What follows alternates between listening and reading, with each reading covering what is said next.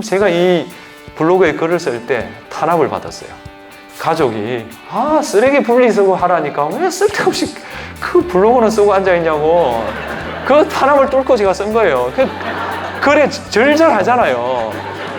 글이란 건 그런 거다. 글이라는 건 실패한 사람이 위로받아야 될 사람들이 쓰는 게 글이에요. 그리고 그런 글이라야만 울림이 있어요. 호의가 뭐냐 자꾸 그래요. 특히 호의를 베풀었는데 상대방이 응답을 하지 않으면 내가 호구되는 거 아니냐, 그 질문이 많아요. 10월 말에 무슨 교양방송에 나갈 거예요. 시사방송 아니에요. 교양방송에 나갈 건데 거기 답을 하겠지만 미리 말씀드릴게요. 토요일 날 또 그것도 거금을 들여서 온다는 게 얼마나 어렵습니까? 그래서 저는 이 책에 없는 것만 이렇게 쏙쏙. 네. 그래서 어디 가서 내가 좀 안다, 그 사람을. 내가 그 양반 잘 안다라고 말할 수 있을 정도로 제가 말씀을 드리겠습니다. 책을 읽는 이유 3가지, 그 책에 나와 있잖아요. 그 책에 안 나온 것 중심으로 말씀드리면 무지에 대해서 말씀드리겠습니다. 제가 아시다시피 진주에서 서울로 대학을 왔어요. 사투리가 심하잖아요. 이렇게 말을 못해요. 그래서 노량진에서 그 서울대까지 가려면 95번을 타야 돼요. 그런데 이쪽인지 저쪽인지 도저히 모르겠는 거예요. 물어봐야 되는데 너무 창피하잖아요. 사투리를 써야 되니까. 그래서 그냥 탔어요. 직관에 따라. 그랬더니 한강 다리가 보여요. 절로 간 거예요. 그런데 그 사투리는 그냥 말을 안 하면 돼요. 근데 무지는 참을 수가 없어요. 숨길 수가 없어요. 이야기를 나눠보면 헤르만 헤세이 하고 엄청 이야기를 하는데 나는 읽은 게 하나도 없어요. 그래서 그때부터 제가 책을 읽기 시작한 거예요. 40년 동안. 지금 제가 동기생 중에 책을 제일 많이 읽은 사람이에요. 그게 무지를 극복하기 위해서 책을 읽었다, 그런 이야기예요. 책은 김영사 책이 좋아요. 다음 2번째, 무경험. 이거는 실제 사례예요. 제가 2심 재판장을 했는데 어떤 죄가 왔냐 하면 방석집에 맥주 6박스를 먹었다. 그래서 카드 전표를 6개를 끄는 거예요. 그런데 1개는 내가 끄는 게 맞다. 나머지 5개는 유흥주점 주인이 위조한 거다 해서 고소를 해가지고 1심에서 유죄 판결을 받고 올라온 사건이에요. 근데 이 유흥주점 주인이 하는 말이 그거예요. 우리 집은 첫 박스는 후불이나 2번째부터는 선불이다. 그래서 그게 6번을 끄은 거다. 내가 만약 위조를 했더라면 1번 끄고 말지 왜 6번을 이렇게 간격을 하겠느냐. 그리고 사실 부끄러운 이야기지만 술을 붓기도 한다. 다 먹는 게 아니라 이렇게 붓는다. 그런 게 문제일지는 모르지만 내가 카드를 위조한 바는 없다. 이렇게 변명을 했어요. 그래서 우리가 그 피해자를 불렀어요. 피해자는 당연히 난 1박스만 시켰고 나머지 5박스는 내가 시킨 적이 없는데 저 주인이 위조를 한 거다. 이렇게 해요. 그러면서 지나가는 말로 자기가 평생 파출소도 한 번 간 적이 없다라고 말해요. 그래서 제가 검사 보고 이 사람 전가조회를 보내달라 했더니 전가 10범이에요. 이 상태에서 이른바 합의를 한 거예요. 주심 판사 유죄, 나머지 무죄예요. 그래서 이렇게 설득을 해가지고 결국 무죄 판결을 선고했고 검사도 상고를 안 하고 확정됐어요. 여기서 제 질문이에요. 왜 주심 판사는 유죄를 선고했을까? 유죄를 이야기했을까? 그 사람은 방석집을 몰라요. 2번째, 술을 못 마셔요. 그러니까 그 사람 사고 속에는 1시간 반 동안에 6박스를 먹었다는 게 믿기지가 않는 거예요. 이거는 위조 아니면 있을 수가 없다고 생각해요. 근데 그렇지 않아요. 그러면 책이라도 보면 그 경험을 보완할 수 있다. 그래서 무경험을 이야기한 거예요. 마지막에 무소시는 뭐냐 하면 제가 사법개혁에 대해서 글을 많이 썼어요. 지금 쓴소리 하는 게 아니에요. 지금만 하는 게 아니라 제가 판사로 있을 때 개혁에 대해서 많이 썼고, 사법개혁은 뭐냐면 사법행정권자를 비판하는 거예요. 그러면 판사들이 되게 그게 힘들어요. 뭐 인사에 불이익을 입을 수도 있고 뭐 그렇지 않아요? 그런데 제가 그 책에도 넣었지만 뭐 독립되어 있지 않으면 사법이 아니다. 그 다음에 솔로몬 왕의 판결이다. 그게 뭐냐면 촛불재판에 당시 법원장이 개입한 사건에 대해서 비판하려고 쓴 글이거든요. 그때는 소신 없이 못 써요. 근데 어떻게 용기를 얻었냐? 책을 많이 읽어서 그래요. 책을 많이 읽으면요 흔들리지 않아요. 아니 이런 거를 쓸 수 있는 거고 이걸 때문에 문제가 있으면 나가면 되는 거지. 할 말을 못 합니까? 그래서 지금 뭐 제보고 뭐 여당에 뭐 쓴소리 한다 뭐 어쩐다 하는데 그렇게 말하지 말고 제가 한 말 중에 뭐가 문제냐고 말을 해주세요. 그럼 제가 답변할게요. 그렇게 이야기해야 되는 거지. 저 사람은 우리 편인데 왜 우리한테 불리한 얘기를 하냐? 어쩐다. 그게 말이 돼요? 제가 진영이 어디 있어요? 제가 무슨 정치인이에요? 저는 그렇게 살아온 적이 없고 저는 지극히 상식적인 거, 헌법적인 거 그걸 추구해서 여기까지 온 거예요. 그 책도 다 그런 내용이에요. 그게 무소신을 극복하는데 책이 도움이 된다. 그 말이에요. 예를 하나 들면 그 책이 더 나올 텐데 화에 대하여 있잖아요. 그 화에 대하여를 쓴 게 2000년 전이에요. 근데 그 책을 왜 제가 읽었겠어요? 제가 하루 굉장히 많이 내요. 여전히 유효해요. 여전히. 그러니까 이 책이라는 것은 어느 시대나 어떤 나라나 다 통하는 거. 그게 고전이에요. 고전. 그래서 무소신을 극복하는 데 도움이 된다. 그 글을 쓴 이유에 대해서 말씀드릴게요. 글을 쓴 이유는 제가 현실에서 억눌려서 그래요.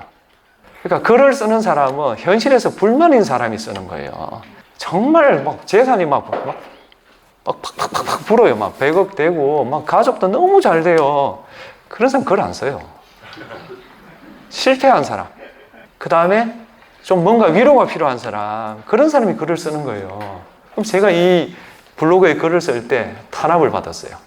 가족이 쓰레기 분리수거 하라니까 왜 쓸데없이 그 블로그는 쓰고 앉아있냐고. 그 탄압을 뚫고 제가 쓴 거예요. 글에 절절하잖아요. 네? 그래서 제가 지금 물어봐요. 쓸데없는 거 그렇게 말을 했는데 그것 갖고 지금 당신 먹고 산다. 제 주된 수입이 인쇄예요. 인쇄. 여러분이 한 푼 모아주신 글이라는 건 그런 거다. 글이라는 건 실패한 사람이 위로받아야 될 사람들이 쓰는 게 글이에요. 그리고 그런 글이라야만 울림이 있어요. 제가 만약 여러분에게 자극을 줬다면 제 글들이 그런 환경에서 써서 그럴 거다. 그러면 호의란 무엇인가? 호의가 뭐냐? 자꾸 그래요. 특히 호의를 베풀었는데 상대방이 응답을 하지 않으면 내가 호구되는 거 아니냐? 그 질문이 많아요. 10월 말에 무슨 교양방송에 나갈 거예요? 시사방송 아니에요. 교양방송에 나갈 건데 거기에 답을 하겠지만 미리 말씀드릴게요. 호의란 건요. 내가 너한테 호의를 베풀었으니까 너도 나한테 호의를 베풀어라. 뭐 그것도 호의는 맞지만 저는 제가 말하는 호의는 그게 아니에요. 내가 호의를 베풀고 있는 거예요. 그러면 그게 호의가 축적이 됩니다. 어디에? 이 사회에. 그럼 이게 돌 거 아니에요. 돌다가 언젠가 나한테 그냥 불현듯 오는 거. 그게 제가 말하는 호의예요. 예를 들어 볼게요.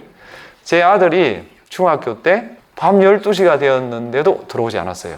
그래서 우리가 아파트 입구에 나가서 가족끼리 이렇게 막 이게 뭐 납치가 된 건지 교통사고가 난 건지 근데 전화가 왔어요.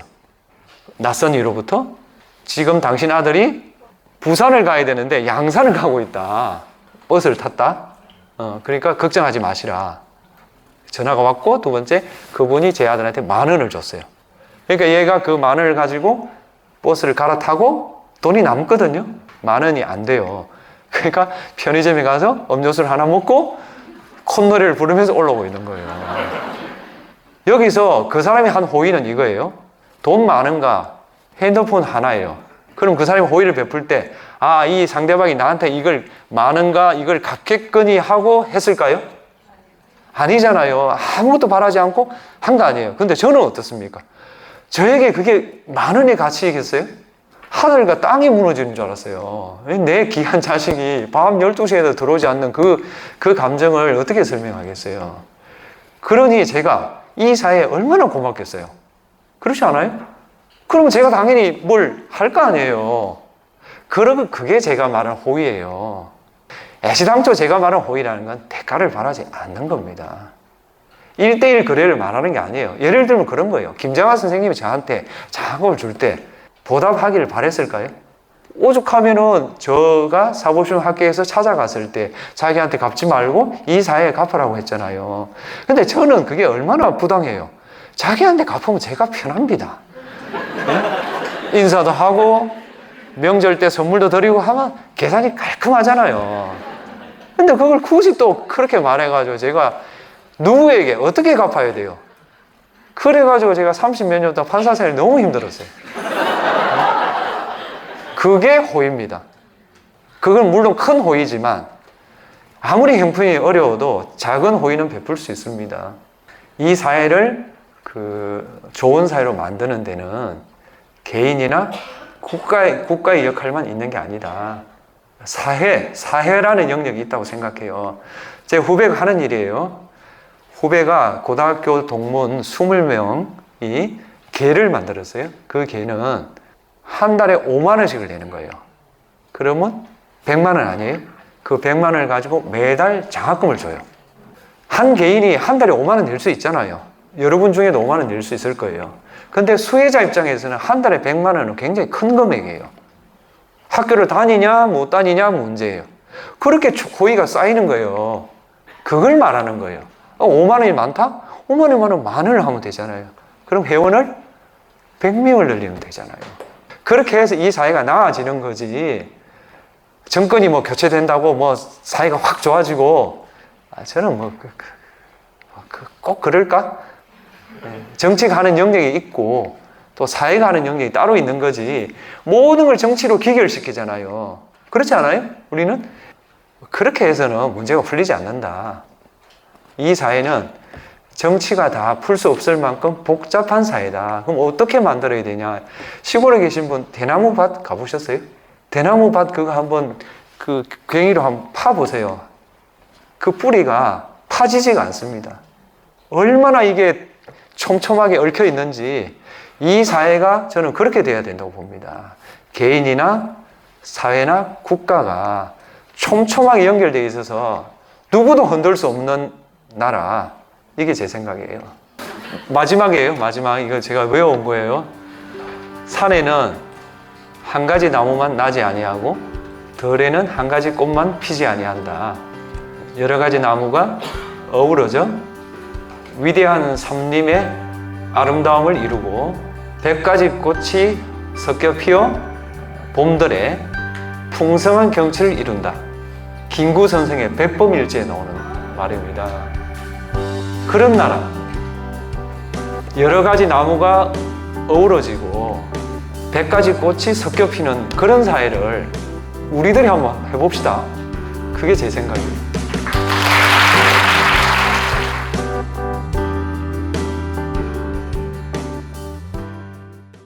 AI 시대의 판사의 역할은 달라질 뿐이다. 저는 그렇게 생각해요. 첫 번째로 AI는 질문을 못해요. 현재까지. 질문이 굉장히 중요해요. 사법에. 질문을 정확히 해야 답을 찾을 수가 있어요. 1번. 두 번째, AI는 창의를 못해요. 그래서 21대 대통령이 누구냐라는 질문을 학습을 하지 않으면 답을 못해요. 세 번째, AI는 감정이 없어요. 판사는 감정이 없는 사람이 하면 안 돼요. 그러니까 어떤 죄를 저질렀으면 왜 얘가 죄를 저질렀을까에 대한 공감 능력, 그 다음에 불행한 환경에 대한 연민, 그게 없는 사람은 판사를 하면 안 돼요. 그냥 잣대로 너 전과 3번, 이 행위 결과치 뭐 500만 원, 미합의, 넌 교도소. 이런 사람은 저는 판사로서 부족하다고 생각하는 사람이에요. 제 자랑 같습니다만은 본드, 상습 본드를 한 애가 있었어요. 1심에서 실형이 선고됐어요. 그리고 얘는 집행유예 중이에요. 그래서 확정이 되면 집행유예도 살고 1심형도 살아야 돼요. 2배로 살아야 돼요. 우리가 봤어요. 보니까 이혼한 어머니를 따라서 재혼 가정으로 들어간 애예요. 근데 그 가정에는 얘 방이 없어요. 그래서 얘가 친구 집에 가 자요. 친구가 본드예요. 그래서 계속 본드를 하는 거예요. 그래서 우리가 얘를 교화를 시켜야 되겠다 생각해서 보석을 허가를 하려고 했어요. 보석을 하려면 보증금을 내야 되잖아요. 그 어머니한테 연락했어요. 못 내겠대요. 법대로 처리하래요. 그래서 우리가 보석을 다시 했어요. 보증금을 극히 낮추고 누가 냈겠어요? 우리가 냈어요. 우리가 냈어요. 누가 내도 보증금만 들어오면 석방이 돼요. 그리고 어떻게 했냐? 국립부곡병원에 입원을 시켰어요. 전화를 했는데 의사가 본드는 안 된다는 거예요. 자기들은 최소한 필로폰은 돼야 거기가 무료예요. 무료. 그러니까 이게 한정돼 있잖아요. 안 된다는 거예요. 판사가 청탁을 했어요. 아, 제발 좀 해달라. 좋다. 그럼 이번에 한해서 해줍니다. 해가지고 얘를 입원시켰어요. 그리고 몇 달 뒤에 결과를 들었어요. 재할 의지 있음이에요. 그래서 그거 믿고 그냥 벌금 해줬어요. 그래서 그 사람은 그냥 석방이 확정됐고 집행유예도 살지 않아도 돼요. 그리고 그때 우리가 걔한테 한 말이 이거예요. 국가가 너의 부모다. 우리 기대를 저버리지 마라. 걔는 다 알아요. 어머니가 보석금을 안 냈다는 걸 안단 말이에요. 맞잖아요. 보석이 나갔는데 못 나가니까. 우리가 낸 걸 안단 말이에요. 그 사람이 어떻게 됐을지 몰라요. 모르지만 AI가 했다면 그렇게 절대로 못해요. 아니, 전과 집행유예 중에 똑같은 죄를 저지르잖아요. 그럼 항소기각이에요. 그래서 AI가 충분히 활용되어야 된다. 동의합니다. AI가 많은 일들을 뺏어갈 거다. 동의합니다. 그러면 인간은 더 고급진 일을 하게 될 거다. 저는 그렇게 봐요. 그래서 AI 시대에 두려워할 필요도 없고 소홀히 할 필요도 없다. 이게 제 생각입니다. 그냥 문과생의 이야기입니다. 책에 보면 앞쪽에 보면 민사재판 잘 받는 것도 팁을 좀 주셨는데 혹시 간단히 언급해 주실 수 있으실까요? 민사재판 잘 받는 방법은 증거를 갖추는 거고 증거를 갖추는 방법은 서류로 쓰는 거예요. 보통 이렇게 생각하잖아요. 우리가 돈을 보냈잖아요. 그런데 차용증을 안 받아놔요. 왜냐? 돈을 보낸 게 증거가 되지 않냐 이렇게 하잖아요. 해보면 어떤지 아세요? 돈을 갚았다라고 주장해요. 돈을 보냈는데 그게 빌려준 게 아니고 옛날에 빌려준 걸 갚았다라고 해요. 그런데 심리를 해보면 뭔지를 알 수가 없어요. 돈 거래가 하나만 있으면 그게 딱 떨어지는데 그 전에 거래가 또 나와요. 해보면. 그래가지고 지는 경우도 있어요. 그럴 때는 어떻게 해야 된다? 차용증을 받아놓으면 돼요. 실제로 있었던 사건인데 언니가 동생한테 2천만 원을 보내줬어요. 그래서 대여금 소송을 했어요. 그래서 1심에서 이겨왔어요. 그래서 2심 이제 우리가 맡았는데 이게 동생은 뭐라고 하냐면 동생은 언니 아들을 그걸 시켜줬어요. 양육을 해줬어요. 양육. 그러니까 그거 보상으로 받았다는 거예요. 그 언니는 그거 보상 따로 해줬다는 거예요. 이런 상황이에요. 그래서 그걸 다 알려주고 방청객들한테 답을 내봐라. 당신이 판사라면 어떻게 하겠냐. 답이 뭔지 아세요? 이구동성이에요. 1,000만 원에 타협해라. 그래서 언니한테 물어봤어요. 국민의 요구가 이건데 어떻게 하시겠냐. 오케이. 피고 오케이. 그래 끝났어요. 그 사건도 마찬가지예요. 돈을 보내는 건 그것만 있지 차용증이 없어요. 그래서 질 뻔했어요. 그래서 민사소송은 증거 싸움이에요. 하늘도 알고 땅도 알고 그런 건 없어요. 판사도 모르고 너도 모르고 나도 몰라요. 피고인은 자기가 유죄인지 무죄인지 알아요. 판사만 몰라요. 민사재판은 서류를 써야 된다. 이게 제 생각이에요. 저는 변호사가 아닙니다. 박수 한번 부탁드리겠습니다. 우리의 미래는 어디서 찾을 건가? 국가인가? 개인인가? 저는 사회에서 찾습니다. 그러니까 국가의 역할은 이미 너무 고전적이고 개인은 힘이 없어요. 개인과 국가 사이에 존재하면서 미래를 열 수 있는 것은 사회다. 사회는 커뮤니티도 될 수 있고 제 후배처럼 개를 만들어서 100만을 모아서 기부하는 단체든 그런 단체다. 근데 그런 단체들을 가장 쉽게 접근하는 사람들은 공통점이 책이에요. 책을 읽은 사람들은 기억하는 사람들이고 그리고 내 행동을 비춰보는 사람들이거든요. 그런 사람들은 공동선에 관심이 많아요. 저를 보면 알잖아요. 책이 만든 인간이 저예요. 65년 2월 2일부터 2025년 10월 18일까지 단 1시간도 가해를 받은 적이 없어요, 저는. 두 번째, 유학을 간 적도 없어요. 그렇다고 아시다시피 제가 뭐 가정 형편이 좋은 것도 아니잖아요. 제 처가도 뭐 그렇게 유력한 가문이 아니에요. 오로지 책으로 여기까지 온 거예요. 근데 지금 저는 어느 누구와 그 토론을 해도 적어도 내 주장을 펼칠 정도의 자신은 있어요. 뭐 설득을 할 수 있을지 없을지 몰라도, 근데 이 책이란 건 누구나 다 접근할 수 있는 거예요. 재력이 있는 사람은 사면 되고 재력이 없는 사람은 도서관에서 빌려보면 되거든요. 그 힘으로 백범 선생이 말한 그 문화 국가의 힘으로 우리 문제는 풀 수 있다. 그래서 정치한테 맡길 게 아니라 우리가 해결하자. 그게 제가 요새 생각하는 그 목적이 있는 삶의 한 길이에요. 그런데 여러분이 좀 관심을 가져주신다면 저로서는 더할 나위 없는 영광이 되겠습니다.